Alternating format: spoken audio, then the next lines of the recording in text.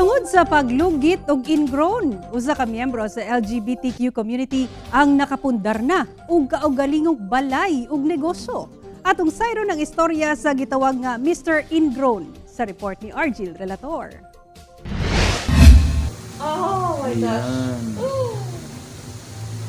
Sa mga naglungot-lungot na sa kasakit sa inyong ingrown sa tiil, achieve kaayo na ang makuha sa atong kalugit nga giilang si Mr. Ingrown sa TikTok, ang 26 anyos nga si Sherwin Ladrido.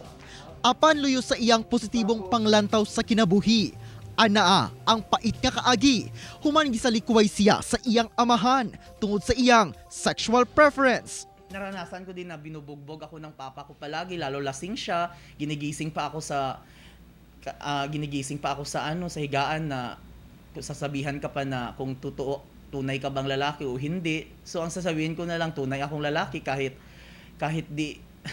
masakit sa part ko. 14 anyos pa lang, nagsugod na sa paglimpyo og kuko si Sherwin sa tabang napod sa iyang mga silingan. Gikan Esperanza Sultan Kudarat, nanimpalad si Sherwin sa ubang mga lugar ug ni eskwela og cosmetology sa TESDA hangtod sa naabot sa Davao City aron nga masapalambo pa niya ang iyang skills ug kahibalo. Nagsugod sa usalang kasalamin, gamay nga gamit ug usa ka bangko ang iyang salon. Apan karon, milambo na kini. Nag-click kasi yung business ko kasi hands-on ako sa aking business. Kahit wala akong kasama dito, ako lang nagmano-mano dito sa trabaho ko. Then yung mga customer ko balik-balik kasi ako ang gumagawa sa mga nila, yung mga engron, then sa pag-ayos ng buhok, ganun. Mato di Sherwin, ang iyang kalampusan, maunasay na himong susi, aron siya madawat pagbalik sa iyang amahan. Gawas sa iyang salon, napundar na sab niya ang iyang kaugalingong balay. Kasi meron kasi akong sekreto na ginagawa na hindi ginagawa ng ibang manicurista. Then meron kasi akong mga nipper na mga gansilyo na tinatawag na maraming nagsasabi sa akin na ang sekreto ko na paano magtanggal ng ingron.